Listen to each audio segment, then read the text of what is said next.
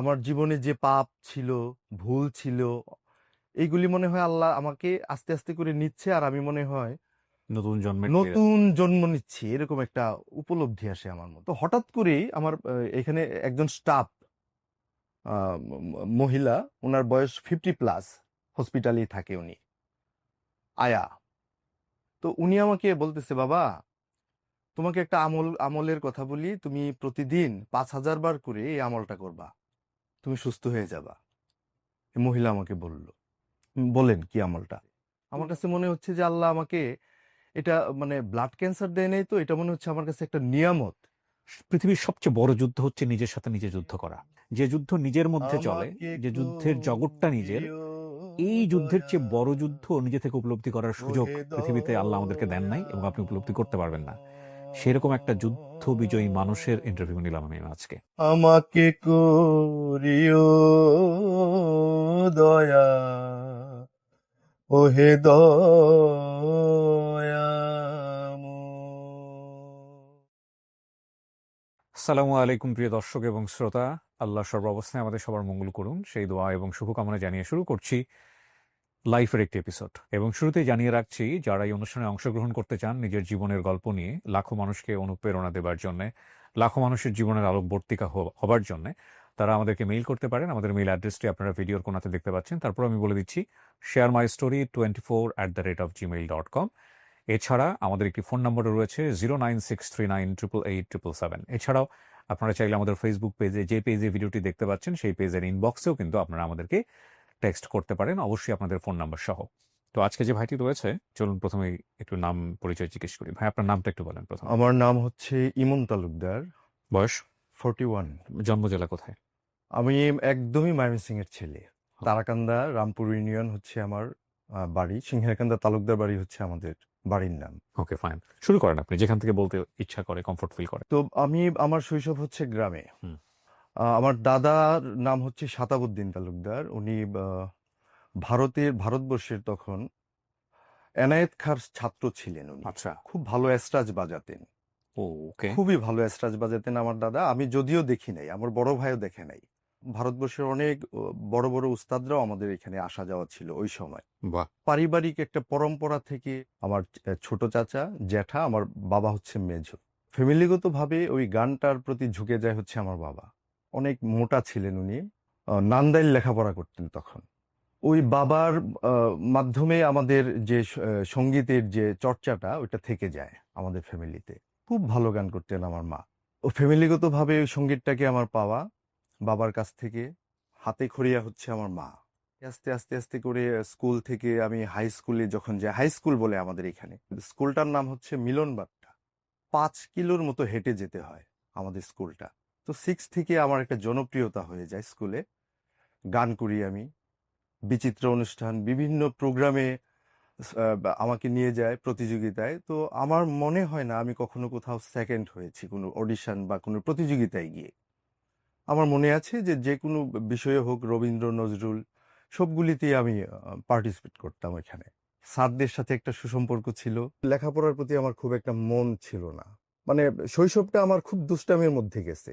বাবা কি শুধু মিউজিক নিয়েই থাকতেন? বাবা মিউজিক নিয়েই থাকতেন। ওই রাজশাহী বেতার থেকে উনি গান শুরু করেন 1963 সাল থেকে আমার বাবা। তো 63 সালের পরে হচ্ছে 3 বছর রাজশাহী বেতারে ছিলেন। 3 বছর পরে উনি ঢাকা বেতারে চলে আসে।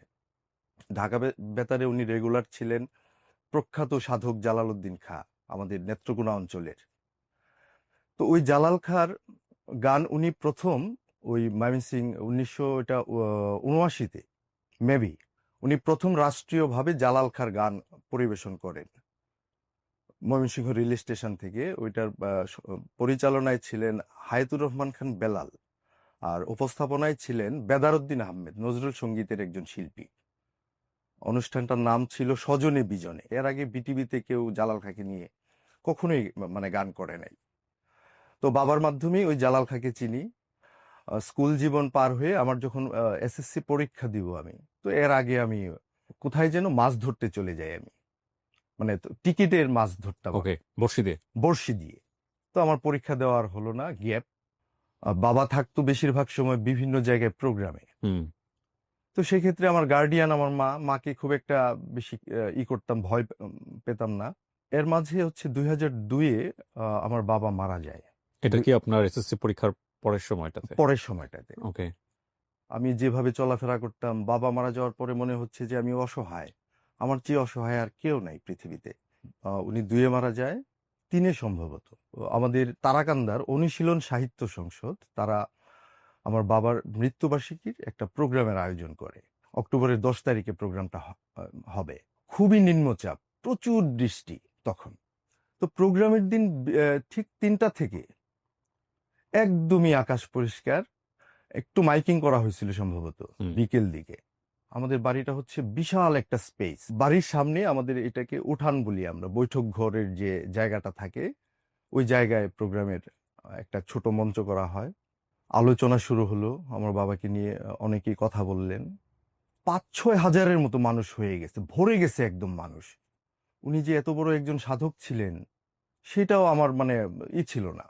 উপমহাদেশের 2জন প্রখ্যাত বাউল তখন, ওই সুনীল কর্মকার আর হচ্ছে মাহাতাবউদ্দিন একজন, তখন তাদের 2জনের একটা জুটি ছিল, পালাগানের শিল্পী ছিল তারা।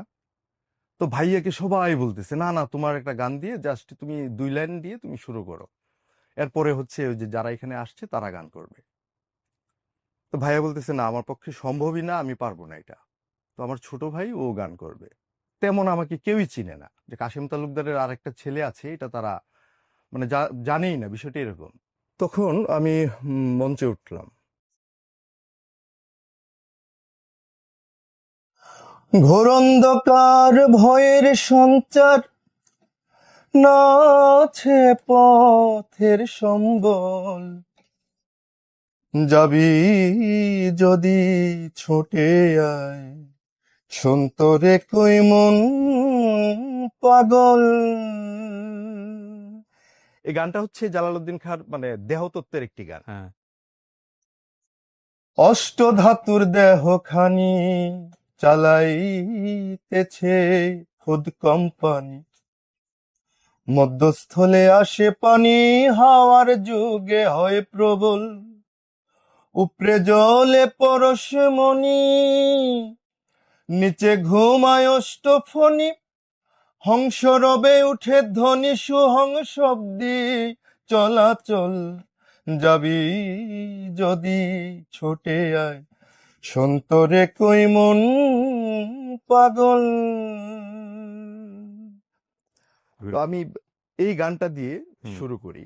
গান চলা অবস্থায় সুনীল দা উনি এসে আমার মাথায় হাত দিচ্ছে, আমার গায়ে হাত দিচ্ছে, আমি ফিঙ্গারিং করতে পারতেছি না, খুব বিব্রত লাগতেছে আমাকে। তখন বাউলদের প্রতি আমার খুব একটা শ্রদ্ধা ভক্তি ছিল না, বাউলদেরকে আমার ভালো লাগতো না।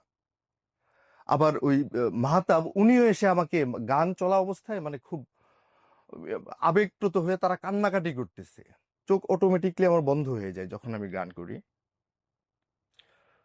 গান শেষ করে দেখি সবাই কান্নাকাটি করতেছে, সব শ্রোতারা এখানে যারা ছিল। সুনীল দা মাইক্রোফোনটা নিল, মাইক্রোফোনটা নিয়ে বলতেছে, আপনাদের কি মনে হয় কাশেম তালুকদার মারা গেছে? উনার মতো করে উনি বলতেছে। তো সবাই বলতেছে, না কাশেম তালুকদার মরে নাই। বাবার গায়কিটা ছিল হুবহু, আমি ওই গায়কিটা দিয়েই ওই গানটা করি। আরেকটা গান করতে হবে আমাকে, আরেকটা গান করলাম। আরেকটা গান করার পরও শ্রোতা যারা ছিল তারা বলতেছে আমরা ইমনের গানই শুনবো। আমি গান শেষে যখন নামলাম আমাকে সবাই ঘিরে ধরছে।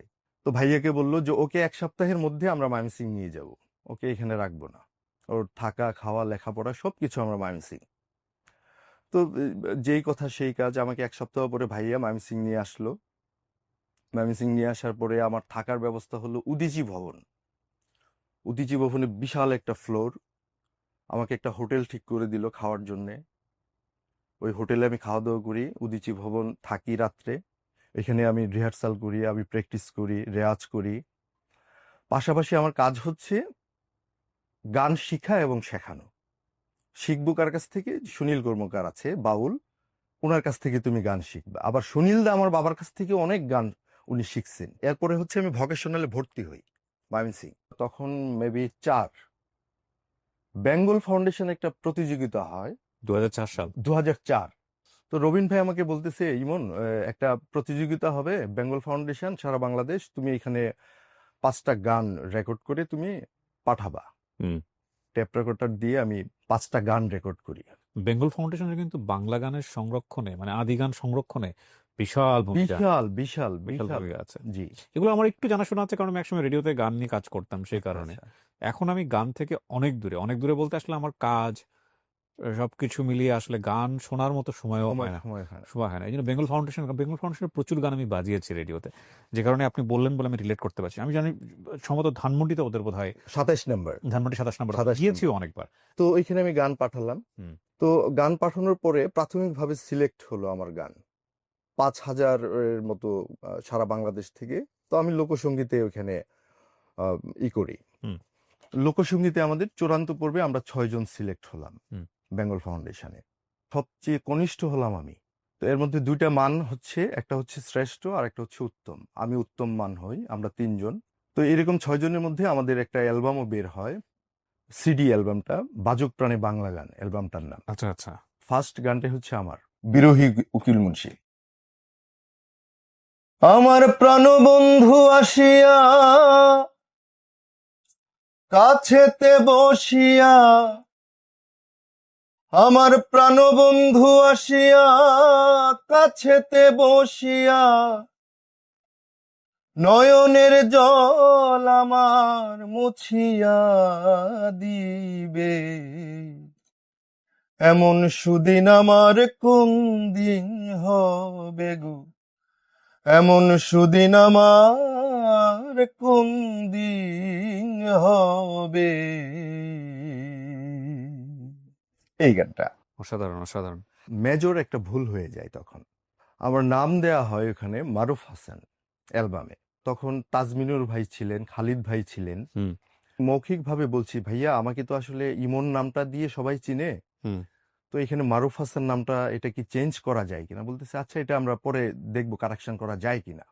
তো এরপরে আর এটা কারেকশন হয় নাই, মারুফ হাসানই আসে বেঙ্গল ফাউন্ডেশনে আমার হুম। শিল্পীর নামটা। তো তখন পেন ড্রাইভে করে এটা বিক্রি করতো আমার গান। আমার এক ফ্রেন্ড মেমোরিতে ভরে দিত। বেঙ্গলের এটা শেষ হলো। শেষ হওয়ার পরে আমি আবার বাড়িতে চলে গেলাম। বাড়িতে যাওয়ার পরে আমার অনেক মিসআন্ডারস্ট্যান্ডিং। আমার এক মামা অতনু তিয়াস, কবি, লেখক। তো অতনু মামা আমাকে ফোন দিয়ে বলতেছে, ইমন চ্যানেল আই সারাকন্ঠে তোর আমি রেজিস্ট্রেশন করছি, তুই এখানে কিন্তু আসবি।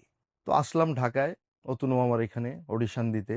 সম্ভবত চ্যানেল আই সারাকন্ঠের প্রথম যেটা, একদমই প্রথম ওইটাই।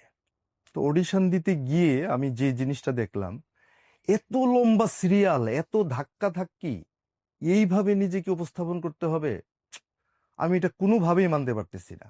8 থেকে সিগারেট খাই আমি, মানে এত পরিমাণ সিগারেট খাই আমি তখন। এগুলো খুব ইম্পর্টেন্ট পয়েন্ট। এটা খেয়াল হ্যাঁ, রাখবেন এই সিগারেট খাওয়ার ব্যাপার।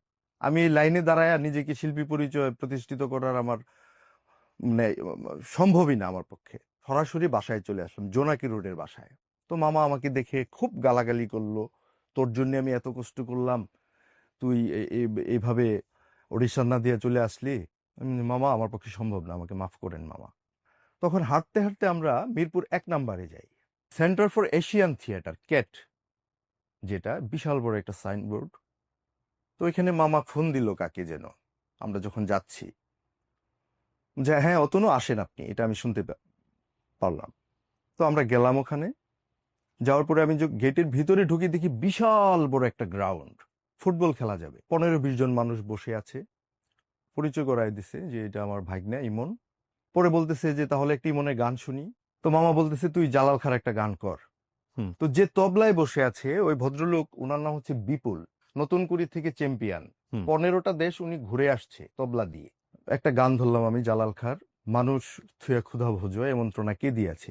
অতনু মামাই বলতেছে এই গানটা কর। গানটা ধরার পরে উনি তবলায় একটা রেলা দিয়ে, একটা তেহাই দিয়ে উনি যখন আসলেন, আবার ঘুরে আসলেন, তো উনি এসে দেখলো যে না আমি আমার জায়গায় আছি। তখন উনি মৌখিকভাবে একটা টুটুল ভাইকে বুঝাচ্ছে, মানে একটা ভালো পজিটিভ কিছু একটা সে বুঝাচ্ছে টুটুল ভাইকে। তো আমি গান শেষ করার পরে টুটুল ভাই, তুষার ভাই, এখানে যারা ছিল হুম। সবাই বলতেছে আপনি কি করেন। আমি তো লেখাপড়া করি, পাশাপাশি হচ্ছে যে হুম। মিউজিক নিয়ে কাজ করি। আপনি চাকরি করবেন আমাদের এখানে। হুম। আমি বললাম, না আমি গ্রামে চলে যাব, আমার হুম। শহরে ভালো লাগে না। তো মামা আমাকে বলতেছে তুই এখানে চাকরিতে ঢুক। তো আমি ঢুকবো না, তো আমার বড় ভাইয়ের ফ্রেন্ড সার্কেল ভাইয়া বলতেছে যে আমি সিএটিতে এক সময় আমার খুব আগ্রহ ছিল কাজ করার, তুই এখানে কাজ কর, চাকরি কর, সবাই বলতেছে। তো ঢুকে গেলাম সিএটিতে আমি না বুঝেই। ওকে। মঞ্চ নাটক যেগুলো হয় এটার ব্যাকগ্রাউন্ডে মিউজিক করা, আর খুব নামকরা একটা প্রোডাকশন ছিল তখন, ভেলোয়া সুন্দরী, CAT, centre for Asian theatre. তো ওইটার মিউজিক করা। তো সিএটিতে চাকরি করা অবস্থায় নাম বজলে সাঁতারও কাটিব আমার ফার্স্ট মিউজিক ভিডিও ইটিভিতে ওইটা হয়। এখানে আমার নাম দিছে শুধু ইমন, তালুকদারও দেয় নাই, মারুফ হাসানও দেয় নাই, কিচ্ছু না। তো ওইটা ওইভাবে ইমন নামে রিলিজ হয়েছে ওই মিউজিক ভিডিওটা। 9-এ আমি সিএটিতে জয়েন করলাম। তো 11-তে আমি আমার জন্ডিস ধরা পড়ে, আমারও ভালো লাগছে না এখানে। সিএটি থেকে আমি অনেক কিছু শিখতে পারছি, আমি কৃতজ্ঞ সিএটির কাছে। তখন আমি চাকরিটা ছেড়ে দিয়ে বাড়িতে চলে গেলাম অসুস্থ। একটু সুস্থ হয়েই আমি বিভিন্ন জায়গায় প্রোগ্রামে যাই। তখন প্রচুর নেশা করি, এটা একটা ধারণা ছিল আমার ফ্যামিলির। কিন্তু আমি জানি যে একটা শিল্পী যে পরিমাণে সুযোগ পায় নেশা করার বা নষ্ট হওয়ার যে সুযোগটা পায় একটা শিল্পী, তার 5%ও আমি করি নাই আমার লাইফে। সিগারেট খাই আমি প্রচুর, এটা সবাই জানে। আরেকটা জিনিস, এটা অকেশনালি আমার খাওয়া হইতো, সেটা নাই বললাম আমি। আমার স্বাস্থ্য নষ্ট হয়ে যাচ্ছে, খাই না, রাতে ঘুমাই না, আমি রাত জাগি। রাত জাগাটা আমার অনেক আগে থেকেই। মানে এগুলোর পিছনে কোনো রিজন ছিল নাকি এমনিতেই হচ্ছিল? খাওয়া দাওয়া ঠিক টাইমে করতাম না, এক।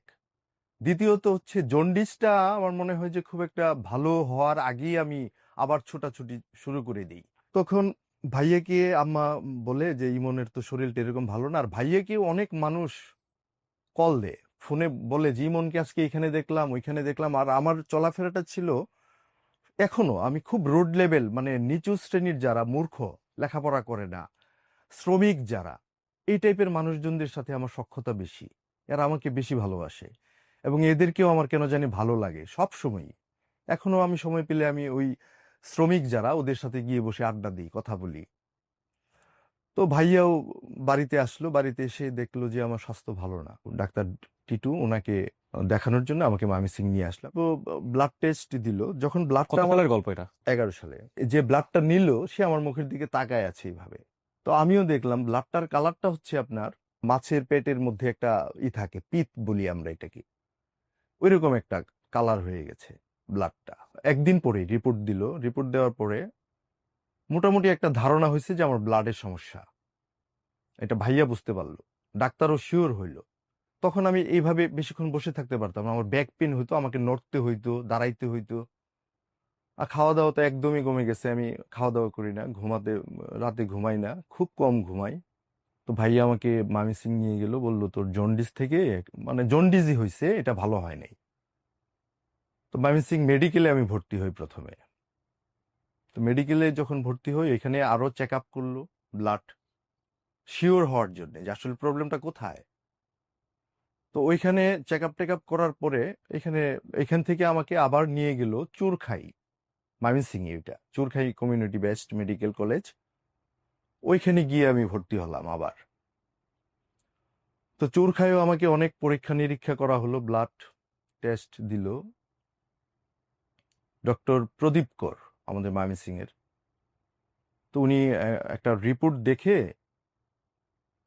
এরকম জিব্বার মাঝে উনি কামড় দিচ্ছে, মানে রিপোর্টটা ভালো না। তখনই আমি বুঝে গেছি যে সামথিং রং। Something wrong. তো ভাইয়াকে বললো যে ওকে দ্রুত ঢাকায় নিয়ে ভর্তি করো, পিজিতে অথবা ঢাকা মেডিকেল। পরের দিন আমাকে ঢাকা মেডিকেল নিয়ে গেল। তো ঢাকা মেডিকেলে যখন আসলাম তখন আমি খুবই উইক হয়ে গেছি শারীরিকভাবে। ডাক্তাররা আমাকে দেখলো, অবজারভেশন করলো, অবজারভেশন রুমে নিয়ে গেল, ময়মনসিংহ এর রিপোর্ট গুলা দেখলো, দেখার পরে আবার তারা কিছু টেস্ট দিল ব্লাড। যে ওয়ার্ডটাতে গিয়ে আমি প্রথমে ভর্তি হই, যে ওয়ার্ডটা থাকতে হয়, আমার কাছে মনে হচ্ছে যে দুজকে যাওয়ার আর দরকার নেই, এটাই মনে হয় দুজক। আমি ওয়ার্ড দেখে? ওয়ার্ড দেখে আমি ভাইয়াকে বলতেছি, ভাইয়া আমি এখান থেকে চলে যাব, আমি এখানে থাকতে পারবো না। মানে এত শব্দ আর এত মানুষ কান্নাকাটি করতেছে ওই ওয়ার্ডটায়। আর এই যে মারা যাচ্ছে, 10 মিনিট পরে পরে একজন করে মারা যাচ্ছে। ওহো হো। তো এইগুলি দেখে আমি নিতে পারতেছি না, ভাইয়া আমি থাকতে পারবো না এখানে, ভাইয়া তুমি আমাকে এখান থেকে নিয়ে যাও। ভাইয়া বলতেছে আমরা এখান থেকে চলে যাব। তো ভাইয়ার ফ্রেন্ড সার্কেল যারা, তারা আমাকে খুবই ম্যানেজ করার জন্য করতেছে। 3-4 দিন আমাকে ওই ওয়ার্ডটাই থাকতে হইলো। ওই ওয়ার্ডে থাকার পরে ডাক্তার শিওর হইলো যে আমার ক্যান্সার। আমি তখনও জানি না যে আমার ব্লাড ক্যান্সার হয়েছে। ও তখন আমি এম এ খানের আন্ডারে ভর্তি ছিলাম তখন হেমাটোলজি বিভাগে। ডাক্তার মাইনুল ভাইয়াকে নিয়ে গেল, নিয়ে বলতেছে দেখেন যে ওর চিকিৎসা বাংলাদেশে যদি করান, আপনার যদি সামর্থ্য থাকে বাংলাদেশে করতে পারেন, আর যদি আপনার সামর্থ্য থাকে আপনি দেশের বাইরে নিয়ে যান ওকে। তো আমার ভাইয়া তখন বিডি নিউজে চাকরি করে, জার্নালিস্ট। জার্নালিস্ট। দেশের বাইরে যাওয়ার তখন এবিলিটি নাই, অনেক টাকার ব্যাপার। ইন্ডিয়াতে গেলেও প্রায় 40-50 লাখ টাকার দরকার তখন। তো এত টাকা তখন ম্যানেজ করা খুবই সো টাফ। ডিসিশন নিল ভাইয়া যে ট্রিটমেন্ট আমরা এখানে ঢাকা মেডিকেলে করব।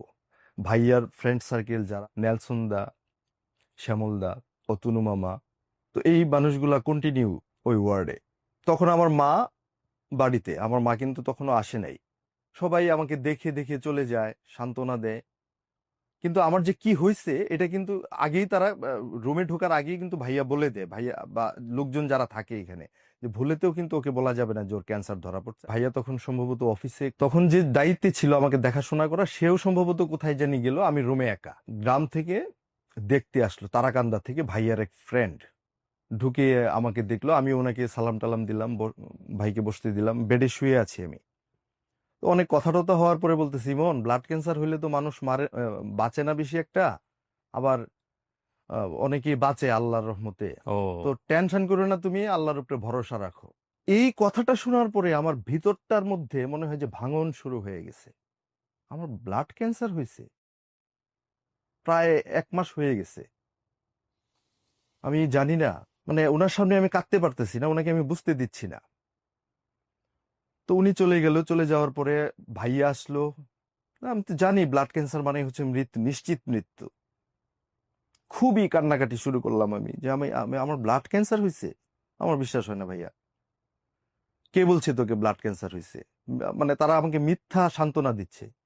আরে ও কি জানে, মানে যে বলছে, ওই ভাইয়ের কথা বলছে, ও কি জানে, ও তো জানেই না তোর কি হয়েছে। তো একটা পর্যায়ে মানে বলছে যে হ্যাঁ, কিন্তু এটা খুবই প্রাথমিক স্টেজে ধরা পড়ছে, তোমার এটা কোনো বিষয় না, তুমি শুধু। আসলে কি প্রাথমিক স্টেজ ছিল? আমার যেটা ছিল ক্যাটাগরিটা, এটা হচ্ছে AML2, মানে দ্বিতীয় স্টেজ। কেবিনে চলে গেলাম আমরা। তো তখন ডাক্তারও আমাকে বলতেছে আপনি কি বাঁচতে চান? ওই ডাক্তারটার নাম হচ্ছে মাইনুল, ডাক্তার মাইনুল। আমি সেলুট জানাই, এরকম ডাক্তার, বিশ্বমানের ডাক্তার আমাদের বাংলাদেশে আছে। হ্যাঁ, এত ব্রিলিয়েন্ট একজন ডাক্তার, রুগীর মনের কথা, রুগীর চোখ দেখে সে বুঝে ফেলতো রুগী কি বলবে। এত ব্রিলিয়েন্ট একজন ডাক্তার। তো উনি আমাকে বলতেছে আপনি কি বাঁচতে চান? হ্যাঁ, আমি বাঁচতে চাই। তাহলে আমাদের কথা শুনতে হবে। আর আপনি কি করছেন আমাকে একটু বলেন তো, আপনি কি কি করছেন আপনার আপনার লাইফে, আপনি কি কি নেশা করছেন আমাকে বলতেছে। প্রচুর পরিমাণে সিগারেট খাইছি, অকেশনালি ড্রিঙ্কস করছি, অকেশনালি, মাঝে মধ্যে গাঁজা খাইছি, মাঝে মধ্যে। এর বাইরে না, এর বাইরে আমি, তো আমি তো জানি স্যার কে কি ভাবলো না ভাবলো, কি কি বললো সেটা তো বিষয় না। আমি কতটুকু একটা মৃত্যু পথযাত্রী একজন মানুষ, আপনার সাথে মিথ্যা বলবে না কখনো। বলতে সিগারেট খাওয়া যাবে না, 5-6 জন হচ্ছে আমাকে গার্ড দেওয়ার জন্য রাখছে, টেক কেয়ার করার জন্য আমাকে। আপনি কি পরিমাণ সিগারেট খাইতেন ওই সময়টাতে? আমি 1 প্যাকেট সিগারেট মিনিমাম, দিনে? মেডিকেলে ভর্তি হওয়ার আগে। 1 প্যাকেট মানে 20টা? হ্যাঁ। বলতেছে আপনি কি বাঁচতে চান? হ্যাঁ আমি বাঁচতে চাই স্যার। তাহলে সিগারেট খাওয়া তো যাবেই না, আত্মবিশ্বাস রাখেন। যুদ্ধ, অনেক বড় একটা যুদ্ধ আপনার সামনে, এই যুদ্ধটা করে টিকে থাকতে হবে, আপনার সাথে আমরা থাকবো। তো এই যুদ্ধটা যে এই এত কঠিন যুদ্ধ, এটা আমার জানা ছিল না। AML2, AML3 যে ক্যাটাগরিতে ক্যান্সারটা ধরা পড়বে, এটা আমি মাদ্রাজ গিয়েও যদি দেই একই প্রোটোকল থাকবে। তো তারা বোর্ড মিটিং বসলো, ইন্ডিয়া থেকে বিভিন্ন জায়গা থেকে তারা বোর্ড মিটিং করে সিবিসির মধ্যে কাউন্টগুলো আসছে যে কত পার্সেন্ট আমার ব্লাডের মধ্যে জার্ম আছে। এটা ঠিক করার পরে তারা কেমোর প্রোটোকলটা সাজানো হয়েছে। তো কেমো দিবে, কেমো দেওয়ার আগে হচ্ছে আমাকে বোন মেরু করবে। বোন মেরুটার থেকে বোঝা যাবে যে কত পার্সেন্ট আমার বডিতে অ্যাটাক হয়েছে ক্যান্সারের জার্মটা। একটা ইয়ের বেডে আমাকে শোয়ানো হইলো, ডাক্তার মাইনুল, উনি বোন মেরুটা আমাকে করবে। তো মাইনুল বলতেছে ইমন একটু ব্যথা লাগবে কিন্তু, হ্যাঁ, তো আপনি শক্তি রাখবেন। তো আমার বড় ভাই সেন্সলেস করে না?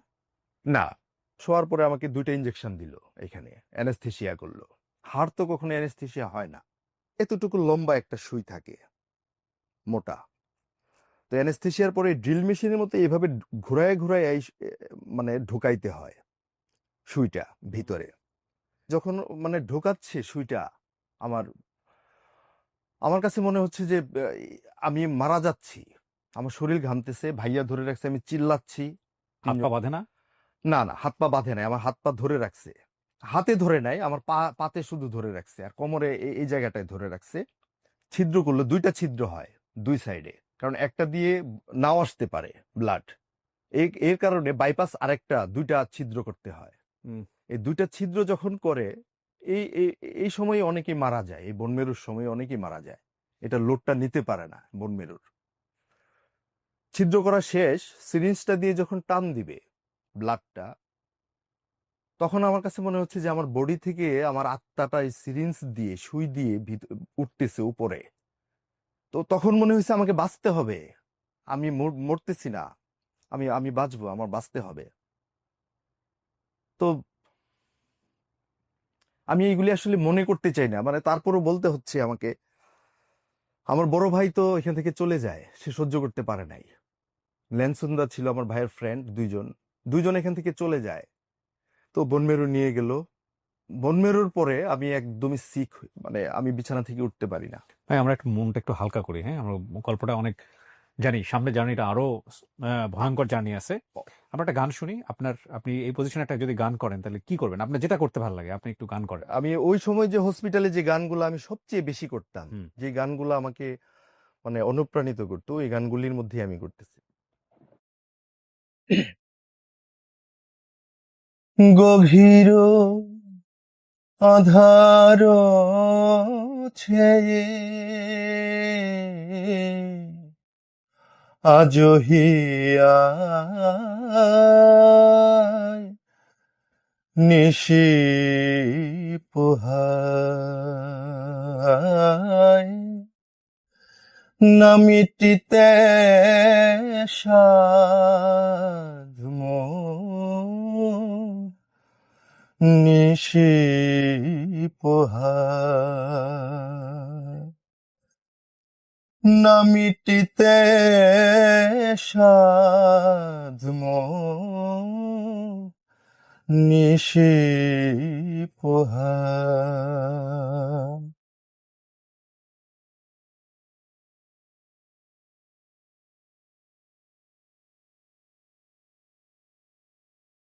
আমারও নয়ন পরে এখনো শির ঝরে। আমারও নয়ন পরে এখনো শিশির ঝরে। এখনো বাহুর পরে এখনো বাহুর পরে বধূ ঘুমায় নিশি পোহায় নামিটিতে সাধ মোর নিশি পোহায়। এই গানটা তখন অসাধারণ, অসাধারণ। মানে অনেকবার করা হতো এই গানগুলি। তো বনমেরু হলো, হুম। রিপোর্ট আসলো, কেমো দেওয়া শুরু করলো আমাকে। ফার্স্ট কেমো দেওয়ার পরে অনেক লম্বা জার্নি, তো আমি একদম হসপিটালের যে ঘটনাগুলো ওইগুলাই আমি বলছি। তো কেমো দেওয়ার পরে হচ্ছে 3-4 দিন পরে চুল পড়ে যাবে, ব্লিডিং হইতে পারে বিভিন্ন জায়গা থেকে। মানে নিউট্রিফিলটা কেমো দেওয়ার পরে হচ্ছে 0-তে চলে আসে বডিতে, রোগ প্রতিরোধ ক্ষমতা বলতে কিচ্ছু থাকে না কেমো দেওয়ার পরে। কেমো দেওয়ার পরে ডাক্তাররা বলছে যে এই প্রবলেমগুলো হবে, একটু আমাদেরকে জানাবেন সাথে সাথে। আর নার্স তো আছেই, ডাক্তাররা তো আছেই। 3-4 দিন হয়ে গেল, বাট আমার চুল পড়ে নাই, আমার কোনো ব্লিডিং হয় নাই, আমি খাচ্ছি, মানে কেমো দেওয়ার পরে খাওয়া দাওয়া বন্ধ হয়ে যায়, খেতে পারে না কোনো রোগী। তো ডাক্তাররা একটু হয়ে চিন্তিত হয়ে গেল, বডিতে কি কেমো কাজ করে নাই দেখি নাকি, এরকম একটা অবস্থা। আমার সাথে যারা ছিল তারাও বলতেছে এরকম তো হওয়ার কথা না, ডাক্তারদের সাথে তো সবসময় তাদের কথা হচ্ছে। তো 6 দিনের মাথায় আমি হঠাৎ করে মাথায় হাত দিছি, আমি মাথায় হাত দিয়ে দেখি আমার চুল সবগুলি আমার হাতে চলে আসছে, আমার বিছানা পুরাটা কালো হয়ে গেছে চুল। তখন শিওর হলাম যে, ডাক্তাররাও শিওর হলো যে এর মধ্যে সিবিসির মধ্যে তো আসছে, সিবিসির ব্লাড চেক আপ তো হচ্ছেই প্রতিদিন।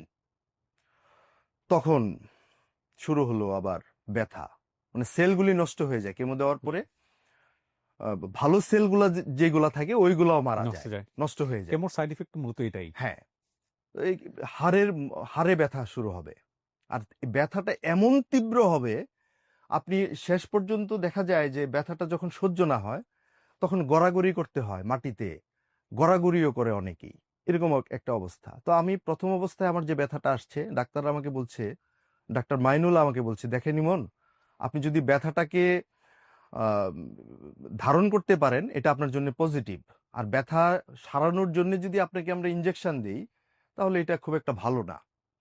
আর ব্যথাটা কেন স্যার, কেমো দেওয়ার পরে হচ্ছে একটা ইনজেকশন দেয়, ইনজেকশনটার নাম হচ্ছে ফিলগেস্ট, নাভিতে ইনসুলিনের মতো একটা ইনজেকশন দেয়। ওই ইনজেকশনটা দেওয়ার পরে হচ্ছে কি বডিতে সেল তৈরি হয়, নতুন করে সেল তৈরি করে বডিতে।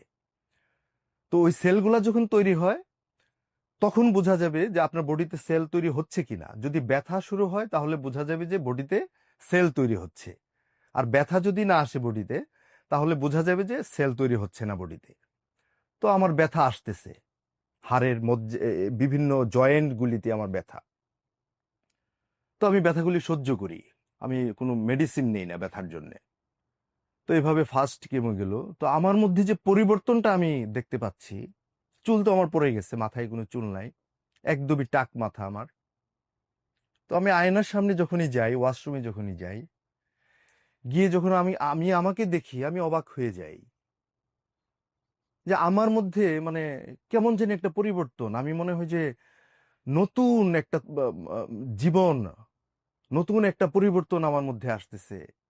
সিগারেট খাই না তখন, মানে ভার্জিনিটি যে একটা থাকে মানুষের মধ্যে, মানে পবিত্রতা, আমার মধ্যে আমার এই একটা ফিল আসতেছে যে আমার মনে হয় আমার জীবনে যে পাপ ছিল, ভুল ছিল, এইগুলি মনে হয় আল্লাহ আমাকে আস্তে আস্তে করে নিচ্ছে, আর আমি মনে হয় নতুন জন্মের নতুন জন্ম নিচ্ছি, এরকম একটা উপলব্ধি আসে আমার মধ্যে। তখন পরাগ মাঝি আর মুন্না, পরাগের বাড়ি হচ্ছে মোহনগঞ্জ, জাহাঙ্গীরনগর ইউনিভার্সিটিতে তখন লেখাপড়া করে। ও আমার ভক্ত, খুবই ভক্ত। ওরা শোনার পরে ভাইয়ের সাথে যোগাযোগ করে আসছে আমাকে দেখার জন্য। ফার্স্ট কেমো চলে গেছে তখন।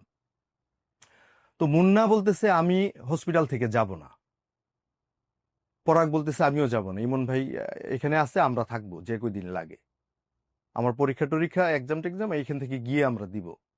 এরা দুইজন হচ্ছে আমার খুবই আত্মার কাছের একজন মানুষ। তো আমার মধ্যে যে পরিবর্তনটা হচ্ছে, কেউ আসতেছে রুমে, ভাইয়া আসতেছে বা মুন্না আসতেছে রিপোর্ট নিয়ে, বা পরাগ আসতেছে, কেউ আসতেছে, তখন আম্মা চলে আসছে ঢাকায়, আমার ছোট বোন আর আম্মা চলে আসছে, আম্মা দরজাটা খুলেন দেখেন মুন্না আসছে, যেই কথা সেই কাজ। বা কেউ যদি থাকে যে দরজাটা খুলো, মুন্না পরাগ আসতেছে, মানে আমার সিক্স সেন্স কাজ করতো তখন। 10 মিনিট পরে যা ঘটবে সেটা আমি 10 মিনিট আগে টের পেয়ে যাইতাম। সবচেয়ে অবাক করা বিষয় হচ্ছে এত প্রজাপতি রুমের মধ্যে ঢুকতো আমার তখন, মানে একটা ফুলদানি ছিল, তো ওই ফুলদানিটার মধ্যে কাগজের কাপড়ের কিছু ফুল ছিল সাজানো, ওইটা আম্মা নিয়ে গেছিল ফুল টুল, মানে আমার রুমের মধ্যে হারমোনিয়াম ছিল, দোতরা ছিল, বেহালা ছিল, আমি যে ইনস্ট্রুমেন্ট গুলা বাজাতাম। তো আমি এই হাতে কেনোলা নিয়ে আমি আস্তে আস্তে করে রুমের দরজা লাগাই আমি গান করি। এটা কি ঢাকা মেডিকেল? ঢাকা মেডিকেল।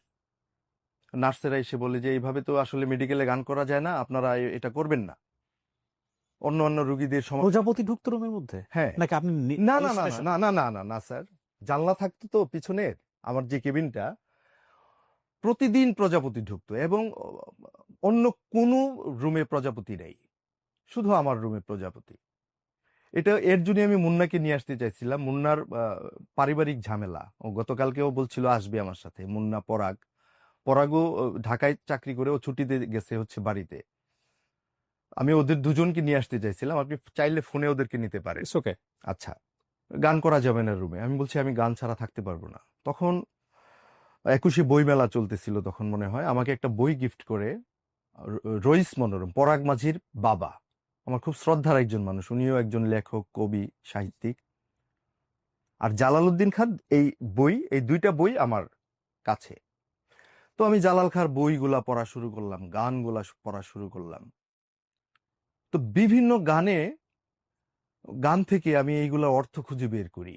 মানব দেহেতে ক্ষুধা দম থাকতে না হবে জুদা, জুদা অর্থ কি? নষ্ট হয়ে যাওয়া। তারপরে হচ্ছে যে প্রাণায়াম অভ্যাস করো সাধন পথে মন আমার, রেচক পুরক কুম্ভকেতে লুপ্ত করো কাম্বিকার। এগুলি মিনিংটা কি? তো মিনিং বুঝতে বুঝতে বুঝতে বুঝতে আমি মানে কিছুটা ধারণা করি যে একটা মানুষ মানে অধপতন হয়ে গেছে, তার একদম শেষ একটা অবস্থানে সে চলে গেছে। এখান থেকে কামব্যাক করা সম্ভব যদি সে চায়। সে যদি চায় কামব্যাক করা সম্ভব। ওগুলো কি গানের লাইন? হ্যাঁ, গানের মতো, গানের যে বিষয়গুলো, ওকে। মানে গানের তো আর এইভাবে বলা হয় নাই, ছন্দে বা একটা হুম। ইয়েতে বলা হয়েছে। আর প্রবীর ঘোষের বইটা পড়া শুরু করলাম, এই যে বাউলরা যে দম সাধন করে, এটা আসলে কি? দমটা কি? দমের মাধ্যমে মানুষ কিভাবে নিজের মধ্যে থেকে এই জিনিসগুলাকে জাগ্রত, ইন্দ্রিয়গুলাকে জাগ্রত করা। তো এরকম করতে থাকি।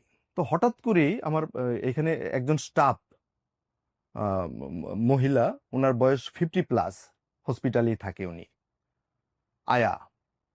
তো উনি আমাকে বলতেছে, বাবা তোমাকে একটা আমলের কথা বলি, তুমি প্রতিদিন 5,000 বার করে এই আমলটা করবা, তুমি সুস্থ হয়ে যাবা। এই মহিলা আমাকে বলল। বলেন কি আমলটা? তো উনি আমাকে বলল যে তুমি পড়বা 5,000 বার করে। কি বলেছিল?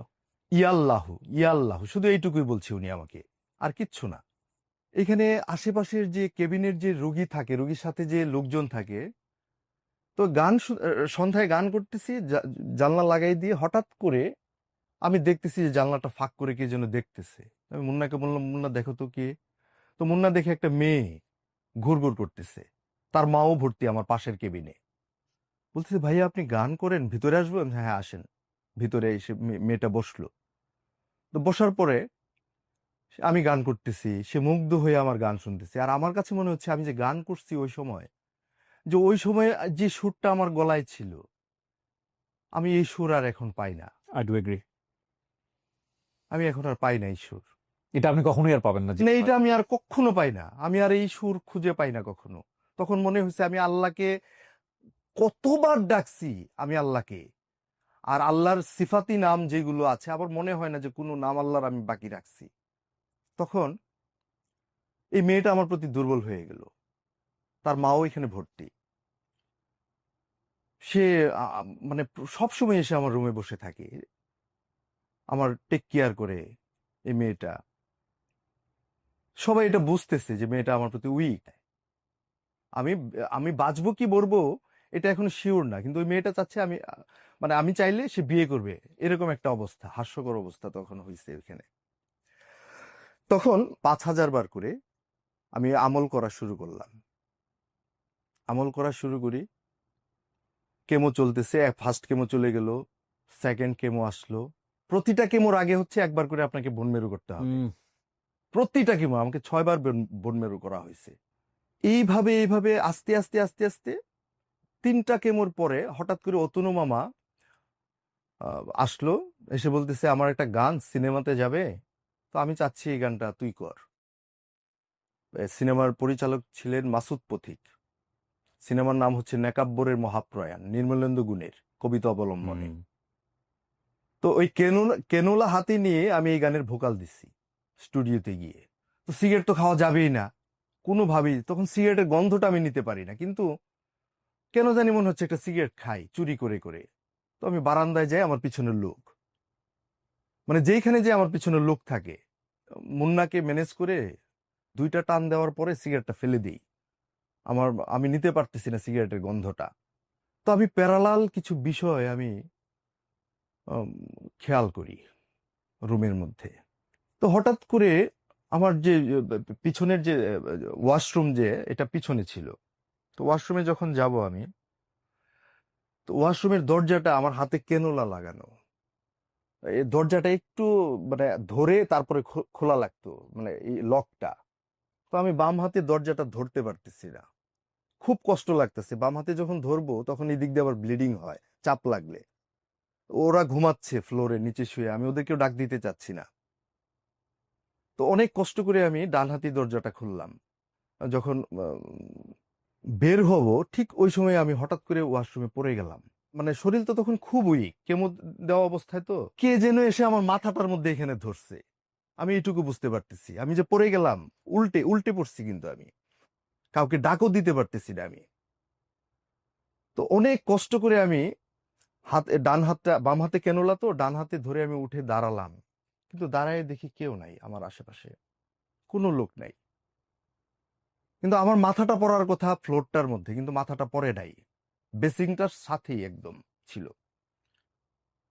গিয়ে দেখি যে মুন্না শুয়ে আছে, পরাগ শুয়ে আছে, ভাইয়াও শুয়ে আছে ঘুমে একদম। 3টা 4টা তখন বাজে মেবি। বিশ্বাস অবিশ্বাস এটা মানুষের বিষয়, কিন্তু আমার যেটা ঘটে যাওয়া ঘটনা, ওই ঘটনাগুলি আমি বলছি। তখন গিয়ে শুয়ে পড়লাম এভাবে। চতুর্থ কেমো চলে গেল। হঠাৎ করে আমার আবার একটা রিপোর্ট আসছে খুব খারাপ। ডাক্তার বলতেছে যে ওনাকে দেশের বাইরে নিয়ে যাওয়াটাই ভালো ছিল। তো এটা শোনার পরে আমি একটু কনফিউজড হয়ে গেলাম। দেশের বাইরে তার মানে কি এখানে আমার ট্রিটমেন্ট হচ্ছে না? প্রায় 200 প্লাস আমাকে 200 ব্যাগের প্লাস আমাকে ব্লাড দিতে হয়েছে। তো আমার দেখা গেছে আল্লাহ পাকে আমাকে, আমার ডোনার গুলো রেডি করা থাকে সবসময়। আমার এক ব্যাগ ব্লাডও আমার কিনতে হয় নাই। তো দেখা গেছে পাশের কেবিনের একজন লোক, তারও সেম কন্ডিশন, তার ব্লাড ম্যানেজ হচ্ছে না, অপোজিটিভ, তারও অপোজিটিভ, আপনারও পজিটিভ? আমারও অপোজিটিভ। আমাকে ব্লাড দিতে আসছে, আমি ব্লাড নিয়ে, আমার ব্লাডটা লাগবে হয়তো কালকে, আজকে লাগে না। অনেক ব্লাড মিস ইউজ হয়, মানে ডাক্তাররা বলে যে ব্লাডটা স্টকে রাখবেন, কখন এটা লাগবে এটা বলা যায় না। এরকমও হইতে পারে 1 ঘন্টার মধ্যে ওনাকে ব্লাড দেওয়া লাগতে পারে।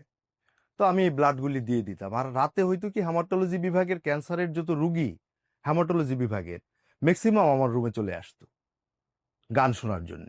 যে এইরকম একটা মানুষ এখনো গান করে সুস্থভাবে। তো হঠাৎ করে রাত 7টার দিকে ডাক্তার আসছে রুমে। ডাক্তার এসে দেখে যে দরজার সামনে অনেকগুলো জুতা। তো উনি ঢোকার আগে বলতেছে এত জুতা কেন রুমে এখানে? আর হেক্সিজল দিয়ে আমাকে ধরতে হইতো। যারা রুমে ঢুকতো সবাইকে একদম হেক্সিজল দিয়ে হাতটা ক্লিন করে তারপরে, কারণ আমার একটা সর্দি কাশির জন্য আমি মারা যেতে পারি তখন, একদম জিরোতে থাকে তখন নিউট্রিফিল। তো ডাক্তার ঢুকে দেখে আমি হারমোনিয়াম নিয়ে বসে আছি, বলছে এটা কি কেবিন নাকি কোনো স্টুডিও? ডাক্তার বলতেছে রুগীকে। সবাই একটু ভয় পেয়ে গেছি ডাক্তারকে দেখে। স্যার আমি আমি রুগী। মনে হয় না তো এটা রুগী, এরকম বলতেছে আরেকজনকে ডাক্তার। এইগুলি কি? আর এই যে আপনারা কারা? পরে তো দেখে যে তারই রুগী, এই স্যারেরই রুগী আমার এখানে বসা, হেমাটোলজি। আপনি এখানে কি করেন? যে স্যার আসছিলাম ওনার এখানে একটু গান শোনার জন্য। তো ডাক্তার অবাক হয়ে গেছে যে 4-5 জন রুগী আমার এখানে, আমিও রুগী, তার মানে এখানে তারা ভালো কিছু একটা পাচ্ছে, মানসিক একটা শান্তি পাচ্ছে। তখন বলছে আচ্ছা ঠিক আছে আপনি গান করেন, সমস্যা নাই, কিন্তু ওই গ্লাস টাস গুলা একটু ভালো করে লাগায় তারপরে আপনি গান করবেন। তার মানে আমি পারমিশন পেয়ে গেছি গান করার কেবিনে, কিন্তু আমার জন্য যেন কেউ ডিস্টার্ব ফিল না করে, উনি বলছে আমাকে। তো আমি গান করি তখন, খুলে দাও শান্তির দুয়ার। চাওয়ার মতো চাইতে পারলে আল্লাহ পাক সবই দেয় মানুষকে। কাছে এসে তুমি কাছে এসে বসে থাকো সর্বদাই আমার শান্তির দুয়ার। খুলে দাও, খুলে দাও শান্তির দুয়ার।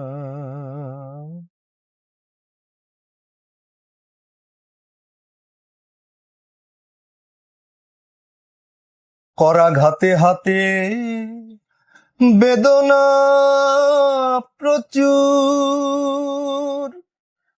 থেকে বুক মাঝে বেজে গেল এলো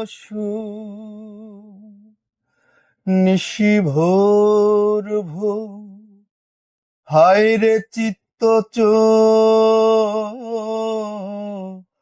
বড় কঠোর, ওগো অন্তর তোমার, খুলে দাও, খুলে দাও শান্তির দুয়ার। খুবই সুন্দর, খুবই চমৎকার গলা আপনার। তো এইভাবে আল্লাহ আল্লাহ কিছু জিকির আছে, যেগুলি এই জিকিরগুলা যখন আমি করতাম, তো দেখা গেছে আমি ঘুমের মধ্যেও আমার এই সাইডটা নড়তেছে। এই সাইড এখনো এরকম হয় আমার, মানে এই যে কলবের মধ্যে যে মানুষ যে একটা জিকির করে, যে তখন সেটা শব্দে আর প্রকাশ হয় না, তখন ভিতর থেকে সবসময় সেটা জিকির করতে জিকির। থাকে। তো এরকম একটা পর্যায়ে আমি চলে যাই আমার কাছে মনে হয়। আর প্রবীর ঘোষের এই বই আর জালাল খার এই বইগুলি আমাকে মানে বেঁচে থাকার জন্য অনেক অনেক অনুপ্রাণিত করছে। নামাজ পড়তে পারি না তখন, বিভিন্ন বসতে পারি না, শুয়ে শুয়েও করা যায়, অনেক সময় দেখা যায় শুয়ে শুয়েও আমি নামাজ পড়ছি। মানে কেমোটা মানে যত বাড়তে থাকবে তখন সে তত উইক হতে থাকবে। 5টা কেমোর পরে আমি মোটামুটি স্ট্রং। আমাকে দেখে সবাই বলে যে একদম সুস্থ মানুষ। আমার চেহারার মধ্যে যেন একটা এমন একটা অবস্থা, মানে যে মানুষ আমাকে দেখে আমাকে একদম বুকে জড়ায় নিতে চায়। আর আমার কাছে মনে হয় আমি নিষ্পাপ একজন মানুষ। আমার যা ভুল ত্রুটি যা ছিল আমার দেহ থেকে আল্লাহ বের করে নিয়ে গেছে। আমার কাছে মনে হচ্ছে যে আল্লাহ আমাকে এটা মানে ব্লাড ক্যান্সার দেয় নাই, তো এটা মনে হচ্ছে আমার কাছে একটা নিয়ামত। আমার জীবনের সর্বোচ্চ শিক্ষা আমি ঢাকা মেডিকেল থেকে পাইছি, যে শিক্ষা আমি আর পাই না কোথাও। তখন বলতেছে ওনাকে খুব টেক কেয়ার করতে হবে, লাস্ট কেমোটা যদি টিকে যায় উনি, তাহলে আশাবাদী আমরা ওনাকে নিয়ে। তো লাস্ট কেমো দিল। লাস্ট কেমো দেওয়ার পরে আমাকে ফিলগেস্ট ইঞ্জেকশন দিল বরাবরের ন্যায়। ইঞ্জেকশন দেওয়ার পরে এই 3 দিন পরে হচ্ছে আমার ব্যথা শুরু হইলো। মানে তখন সেল তৈরি হয় না বডিতে, খুব কম সেল তৈরি হচ্ছে। তখন ডাক্তাররাও একটু মানে ভয় পায়ে যাচ্ছে যে রুগীটা কি শেষ পর্যন্ত বেঁচে থাকে কিনা। আর যে রিকভারি আমি করতেছি কেমো দেওয়ার পরে, যে রিকভারিটা আসে, এটা 12,000 রুগীর মধ্যে আমি হচ্ছে আলাদা। এত দ্রুত রিকভারি ঢাকা মেডিকেলে এখন পর্যন্ত হয়েছে কিনা আমি জানি না, আমি ভর্তি থাকা অবস্থায় ছিল না, এটা ডাক্তারদের কথা। ওই এম এ খান ছিলেন, তারপরে ডাক্তার মাইনুল ছিলেন, আমার যাদের নাম মনে আছে, অনেকের নাম মনে নাই। আমার ব্যথা শুরু হইলো, আমার ব্যথা। এবং তো ডাক্তার বলতেছে যে উনি মারা যাওয়ার আগের সিমটম গুলা হচ্ছে এরকম, তার শরীর ফেটে যাবে, পায়খানা প্রস্রাব বিভিন্ন জায়গা দিয়ে ব্লিডিং হবে, নাক কান মুখ দিয়ে ব্লিডিং হবে। বিকাল 3টা থেকে আমার বডিতে হচ্ছে জ্বর হচ্ছে 3 4 5, মানে 3 শুরুতে ছিল। তো আমার কোনো ব্লিডিং টেডিং হচ্ছে না, আমার জ্বর চলে আসছে এবং জ্বর আসবে বডিতে মারা যাওয়ার আগে। তো 3টা থেকে আমার বডিতে যখন জ্বর আসলো, আমি কাঁপতেছি জ্বরে, আর আমার গা মুছে দিচ্ছে, ভাইয়া সবাইকে ফোন দিচ্ছে, প্রায় 1-150 মতো লোকজন বারান্দায়। আমি দেখতেছি সবাই আমাকে দেখতে আসতেছে, যদি মারা যাই শেষ দেখার জন্য সবাই আসছে। তো আমি জানলা দিয়ে তাকায় দেখতেছি যে মুন্না কান্না করতেছে, পরাগ কান্না করতেছে, কিন্তু আমার সামনে কেউ কান্না করতেছে না। মানে ডাক্তার বলতেছে যে উনি 1-2 ঘন্টার মাঝে মেবি মারা যাবে, একদম শিওর ডাক্তার বলতেছে এটা। এই কথা তো আর আমার সামনে বলতে পারে না ডাক্তার। তো রুম থেকে বের হয়ে ভাইয়াকে বলতেছে যে আমাদের সর্বোচ্চ চেষ্টা আমরা করতেছি, সাপোজিটার দিচ্ছে, ইনজেকশন দিচ্ছে আমাকে, এবং অক্সিজেনের সিলিন্ডার এনে রাখতেছে রুমে। তো আমি বুঝতেছি যে এনিথিং রং, কিছু একটা হবে আজকে। ঠিক এই দিনই 40 দিন পার হয়ে গেছে আমার। ওই যে আমলটা আমি করতেছিলাম, এটা 40 দিন পার হয়ে 41 দিন মেবি পার হয়ে গেছে। আমল করা শেষ, 5,000 বার করে আমি প্রতিদিন যে আমলটা করতাম। তো কোনোভাবেই জ্বর কমতেছে না এখানে। মানে ডাক্তারদের যত ট্রিটমেন্ট ছিল এই জ্বর কমানোর জন্য, সমস্ত কিছু করা শেষ। শেষ পর্যায়ে ডাক্তার বলতেছে যে এখন আর আমাদের কিছু করার নাই, ডাক্তাররা চলে গেছে, সমস্ত পেপার রেডি করতেছে তারা, যে অল্প কিছুক্ষণ 1-2 ঘন্টার মধ্যেই আমরা মানে আমি মারা যাব। সবাই কান্নাকাটি করতেছে বারান্দায়, আমার মা কান্নাকাটি করতেছে, আমার ভাই কান্নাকাটি করতেছে, আমার ভাইকে আমি জড়ায় ধরতেছি। পৃথিবীতে আমার ভাইয়ের মতো ভাই কি আছে কিনা দ্বিতীয় আরেকটা, আমার মনে হয় না স্যার। আমার কাছে মনে হয় আল্লাহ পাক তো আমাকে হায়াত দিয়েছে, সেটা তো আল্লাহ পাক, কিন্তু মানুষের যে উসিলা থাকে, আমার আশেপাশে যারা ছিল, এই মানুষগুলির যে অবদান আমার বেঁচে থাকার পিছনে, এটা আমি আজন্মকাল আমি এটা শোধ করতে পারবো না, ওদের অবদান। তারা আমার ভাই চাকরি ছেড়ে দিছে, 6 মাস সে চাকরি করে নাই, তার ব্যাংক ব্যালেন্স যা ছিল সব কিছু ইনভেস্ট করছে আমার পিছনে। ওই সময় আমার ভাই ভাই মানে বিয়ে করার কথা, সেটেল হওয়ার কথা, আমার জন্য সে বিয়েও করে নাই, সেটেলও হইতে পারে নাই। সে বিয়ে করছে এই যে 1-2 বছর হইল, সে বিয়েও করে নাই, তার জীবনটাই নষ্ট করে দিছে আমার জন্য। সেটা হচ্ছে আমার ভাই। ভাইকে ধরতেছি একবার, মাকে ধরতেছি একবার, বোনকে ধরতেছি, যারা কাছে আমার, আর আমার শরীর মুছে দিচ্ছে সবাই, জ্বর কমতেছে না, কোনোভাবেই জ্বর কমতেছে না। আবার এত শ্বাসকষ্ট হচ্ছে, মানে এত শ্বাসকষ্ট হচ্ছে, মানে আমি দম নিতে পারতেছি না। হ্যাঁ, অক্সিজেন এনে রাখছে আমার মুখে, একবার দিচ্ছে অক্সিজেন, আমি অক্সিজেন খুলে ফেলতেছি। মানে অস্থিরতা। আর আমার মধ্যে আমি দেখতেছি জানলা দিয়ে সবাই কান্নাকাটি করতেছে, উকি মেরে আমাকে দেখতেছে সবাই, একটু একটু করে উকি মেরে দেখতেছে। আম্মা চলে যাচ্ছে রুম থেকে কান্না করার জন্য, আমার ছোট বোন চলে যাচ্ছে কান্না করার জন্য। তখন 6টা অথবা 7টা বাজে সন্ধ্যা। কোনোভাবে যখন জ্বর কমতেছে না, তখন আমি আম্মাকে বললাম, আম্মা একটা কাজ করেন, আমার শরীরে জ্বর, কাঁপতেছি আমি। আমি বললাম যে এই বোতলের পানিটা আমার শরীরে একটু দেন, আর আমাকে বোতলটা একটু দেন। তো আম্মা কি করলো, এই যে এরকম একটা মামের বোতল, ওইটার মধ্যে একটু অল্প একটু পানি ছিল। তো আমি এক ঢুক পানি খাওয়ার পরে আমার মা কি করলো, এই তেলের মতো করে হাতে নিয়ে আমার সারা শরীরে এই পানিটা দিল। তো সারা শরীরে পানিটা দেওয়ার 10-15 সেকেন্ডের মধ্যে আমার বডিতে কোনো জ্বর নাই। 10-15 সেকেন্ড। কিসের পানি ছিল ওটা? এটা আবে জমজমের পানি, আমার ফুপু নিয়ে আসছিল। তো ডাক্তার এসে তো দেখে আমাকে অবাক। 8টার দিকে ডাক্তার আসলো, আমি সুস্থ। যারা এখানে ছিল এই মানুষগুলো এখনো আছে। বাই দ্য ওয়ে, এখানে ওনার ভাই আজকে আসার কথা ছিল, যে ভাইয়ের কথা উনি বলছেন। আপনার ভাইয়ের নামটা যেন কি বললেন? আমার ভাইয়ের নাম হচ্ছে মেহেদী হাসান পিয়াস। কিসে আছে এখন বর্তমানে? কালের কণ্ঠে এখন আছে, কালের কণ্ঠে, সে জার্নালিস্ট। জার্নালিস্ট। ওকে। ডাক্তার এসে আমাকে বলল, আপনি কি বেঁচে আছেন? দুষ্টামি করতেছে আমার সাথে। হ্যাঁ, একদম সুস্থ আমি। ডাক্তার বলতেছে, আপনি সুস্থ, আপনি আর মরবেন না। মানে যেই টাইমটা ছিল আমার মারা যাওয়ার, ওই টাইমটাকে আমি রিকভার করে মানে একদমই জ্বরটা কমে গেছে। হয়তো তাওয়াক্কুল, দিস ইজ কল তাওয়াক্কুল তো আল্লাহ। ক্যান্সার তো অনেক মানুষের হয়, অনেকে সুস্থ হয়, অনেকে মারা যায়। কিন্তু বেঁচে থাকার জন্য যাদের ক্যান্সার হয়, আমি যারা অন্ধকারে আছেন অসুস্থ হয়ে আমার মতো যারা ছিলেন, আজকে আমি তাদের জন্য আসছি এখানে কথা বলার জন্য। মেডিসিন তো আছে একটা সাপোর্ট, বাট আপনার ধর্মবিশ্বাস এবং আপনার উপর ডিপেন্ড করবে আপনার বেঁচে থাকা, আপনি বাঁচবেন কি মরবেন। টোটালি টোটাল আপনি যদি নিজে থেকে মরে যান, পৃথিবীর কোনো ডাক্তার আপনাকে বাঁচাতে পারবে না। ট্রু। আপনি চিকিৎসার সাথে সাথে আপনি কিছু আমল করেন, আল্লাহর কাছে ক্ষমা চান, তাকে যদি অনুভূতির মধ্যে আপনি নিয়ে আসতে পারেন, পৃথিবীর কোনো শক্তিই নেই আপনাকে মেরে ফেলার। ট্রু। আমি এটা বিশ্বাস করি। আর এইটা বলার জন্যই মূলত আসা, যে ক্যান্সার হলেই মানুষ মারা যায়, এটা ভুল। আমাকে 3 বছরের মতো চেক আপে থাকতে হয়েছে। 3 বছর আমি চেক আপে ছিলাম। ওকে, তার মানে আপনার আর বিদেশ যেতে হয় নাই?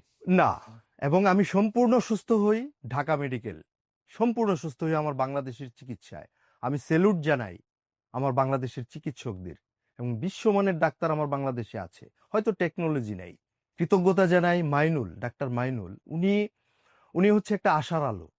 মানে এটা কি মানে ঢাকা মেডিকেলের ডক্টর উনি? ঢাকা, ওই সময় ঢাকা মেডিকেলে ছিলেন উনি, এখন কোথায় আছে আমি জানি না, ওনার সাথে যোগাযোগের কোনো নাম্বারও আমার কাছে নাই। আমি অনেক চেষ্টা করছি। হেমাটোলজি ডিপার্টমেন্টের ডক্টর। হেমাটোলজি বিভাগের ছিলেন উনি। যারা আমার মতো অন্ধকারে ছিলেন, আছেন এখন, আপনারা আমার এই কথাগুলি শুনবেন। এত বড় একটা প্ল্যাটফর্মে ভাইয়ার মাধ্যমে আমি কৃতজ্ঞতা জানাই ভাইয়া আপনাকে। না, এই আমার খুব ভালো লাগছে। আমি কোটি কোটি মানুষের মধ্যে আপনি আমার মতো সামান্য একটা মানুষকে, না না, আপনি তো যুদ্ধ জয় করে ফিরছেন, জীবন যুদ্ধ জয় করে। আমরা জানি না কালকের জীবনটা কি হবে। রাইট, কেবলমাত্র সৃষ্টিকর্তাই জানেন, তিনি ইলমুল গায়েব, তিনি জানেন আগামী দিনের জন্য কি অপেক্ষা কি হবে? করছে। কিন্তু আমরা যেন হেরে না যাই, হেরে না যাই। নিজের কাছে যেন না হারি, সৃষ্টিকর্তার কাছে সবসময় যেন নিজেকে সঁপে দিয়ে তার কাছ থেকে সবসময় যেন আশীর্বাদ চাই। এটাই হচ্ছে মূল কথা। ওই যে বললেন না যে আমি খুব দ্রুত রিকভারি করছিলাম, হুম। তখন আমি নিজের মতো করে একটু ব্যাখ্যা করার চেষ্টা করছিলাম যে কেন আপনি দ্রুত রিকভারি করছিলেন। সামহাও আপনার ব্রেন ওই সিগন্যালগুলো আপনার বডিকে দিচ্ছিল রাইট। যে আমাকে সার্ভাইভ করতে হবে, আমার মধ্যে কেউ একজন আছে যার সন্ধান আমি পেয়েছি। এবং আপনি বারবার একটা কথা বলছিলেন না যে আমার একটা খোলস মানে পার হয়ে ভেঙে যাচ্ছে, আর একটা নতুন করে জন্ম নতুন করে, নিচ্ছে এবং হ্যাঁ, সেটা হ্যাঁ, পুত হ্যাঁ, পবিত্র। হ্যাঁ। এটা কিন্তু একটা অসাধারণ অনুভূতি যে আমি সব পাপ থেকে মুক্তি পেয়ে নিজের নতুন জীবনের সন্ধান পাচ্ছি। এবং মাঝখানে একটা লাইন বলেছেন যেটা আমার কাছে খুবই শক্তিশালী মনে হয়েছে, যে ব্লাড ক্যান্সার আপনার জন্য আশীর্বাদ হয়েছে। আশীর্বাদ, এটা সত্যি আমার কাছে আশীর্বাদ। আমি যখন অসুস্থ ছিলাম, আমার তারাকান্দার মানুষজন আমার জন্য যে পরিমাণে সাপোর্ট দিয়েছে, বাংলাদেশের বিভিন্ন জায়গা থেকে, বেঙ্গল ফাউন্ডেশন থেকে আমাকে অনেক সহযোগিতা করছে, লুভা আপা আমার জন্য টাকা কালেকশন করতেছে তারাকান্দা বাস স্ট্যান্ড। এই ঘটনায় আমাকে বলছে ওইখানের লোকজন যারা ওইখানে ওই সময় ছিল। তো এক ভিক্ষুক ভিক্ষা করার পরে এসে দেখে বাস স্ট্যান্ডে একটা ছবি ঝুলানো, ইমন তালুকদার, আর একটা গান বাজতেছে, আমার আমার প্রাণবন্ধু আসিয়া। প্রাণবন্ধু তো সেই আসিয়া ভিক্ষুক এসে বলতেছে কি হয়েছে এই ছেলেটার, বলতেছে ক্যান্সার হয়েছে। কাছেতে উনি বসিয়া কান্নাকাটি কইরা ওনার যে সারাদিন ভিক্ষা করছিল আমার ওই টাকাটা উনি দিয়ে গেছে, প্রাণবন্ধু একটি টাকা উনি আসিয়া নিয়ে যান নাই আমার জন্য। কাছেতে এত পরিমাণ আমার বসিয়া এলাকার মানুষ, ময়মনসিংহ এর মানুষ আমাকে ভালোবাসে, নয়নের আমি এই ঋণ কোনোদিন জল শোধ করতে পারবো আমার না। মুছিয়া সর্বোপরি আমি এই কথাটাই বলবো, দিবে, একটা মানুষের ভুল ত্রুটি অনেক কিছুই এমন থাকে। সুদিন আমার তো আমার কাছে মনে হয়েছিল আল্লাহ কোনদিন আমাকে ওই হসপিটাল হবে থেকে গো, একদম এমন ফ্রেশ একটা সুদিন মানুষ, আমার এবং এই মুন্না পরাগ, কোনদিন ওরা আমাকে হসপিটাল হবে। থেকে নিয়ে একবারে বের হয়েছে, এর মধ্যে এরা একদিনও বের হয় নাই কোথাও। 1 বছর হসপিটালে, 3 বছর চেক আপের পরে আমি বিয়ে করছি। বিয়ে করার পরে আমাকে আল্লাহ পাক 2টা বাচ্চা দিয়েছে, 2টা মেয়ে দিয়েছে আমাকে। আমার চিকিৎসায় যারা আমাকে ব্লাড দিছে, এখানে অনেক মুসলমান হিন্দু যারা আমাকে ব্লাড দিয়েছেন, অর্থনৈতিকভাবে সহযোগিতা করেছেন, প্রত্যেকের কাছে আমি কৃতজ্ঞ। আমার জন্য দোয়া করবেন আপনারা। আমার কথায় কোনো ভুল ত্রুটি হলে ক্ষমা করবেন সবাই। প্রিয় দর্শক এবং শ্রোতা, একটা অন্যরকম অদ্ভুত জার্নির মধ্যে ছিলাম। আহ, পৃথিবীর সবচেয়ে বড় যুদ্ধ হচ্ছে নিজের সাথে নিজে যুদ্ধ করা। এর চেয়ে বড় যুদ্ধ আপনি কোনোদিন, ওই যে বলি না তৃতীয় বিশ্বযুদ্ধ, চতুর্থ বিশ্বযুদ্ধ, হ্যাঁ সেগুলোর বৈশ্বিক প্রেক্ষাপট আছে, কিন্তু যে যুদ্ধ নিজের মধ্যে চলে, যে যুদ্ধের জগৎটা নিজের, এই যুদ্ধের চেয়ে বড় যুদ্ধ নিজে থেকে উপলব্ধি করার সুযোগ পৃথিবীতে আল্লাহ আমাদেরকে দেন নাই এবং আপনি উপলব্ধি করতে পারবেন না। সেরকম একটা যুদ্ধ বিজয়ী মানুষের ইন্টারভিউ নিলাম আমি আজকে। আমি একটা অদ্ভুত অনুভূতির মধ্য দিয়ে গেছি। আমার মনে হয় যারা গল্পটা শুনেছেন তারা সেই অনুভূতির মধ্য দিয়ে গেছেন। আমি টোটালি স্পিচলেস। একটা গান শুনতে শুনতে বাড়ি ফিরবো এবং দোয়া করতে চাই সেই সব মানুষদের জন্য, বিশেষ করে যারা এখন এরকম ক্যান্সারের অবস্থায় আছেন। আল্লাহ যেন তাদেরকে সুস্থ রাখেন, তারা যেন সুস্থ হয়ে ফিরে আসেন। তাদের মধ্যে কিছু কিছু গল্প আমি হয়তো বা পোট্রে করবো ভবিষ্যতে, যেটা হয়তো লাখো ক্যান্সার পেশেন্টদের জন্য, হাজারো ক্যান্সার পেশেন্টদের জন্য সারা বিশ্বে ইন্সপিরেশনাল স্টোরি হবে।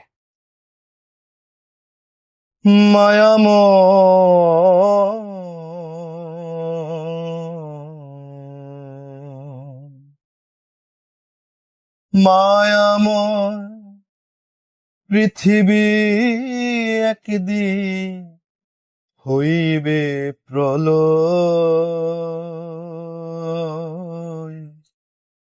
আমাকে করিও দয়া, ওহে দয়াময়,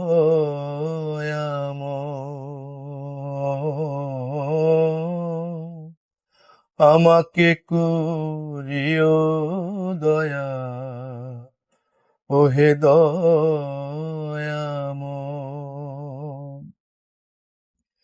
তুমি রহিম রহমান,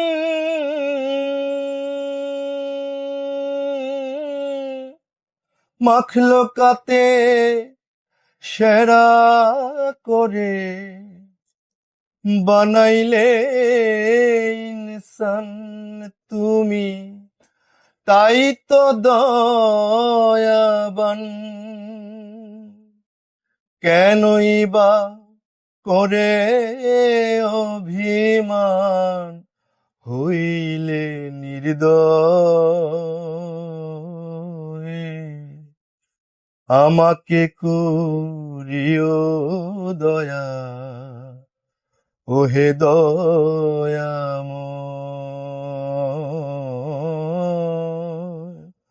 আমাকে করিও দয়া, ওহে দয়াল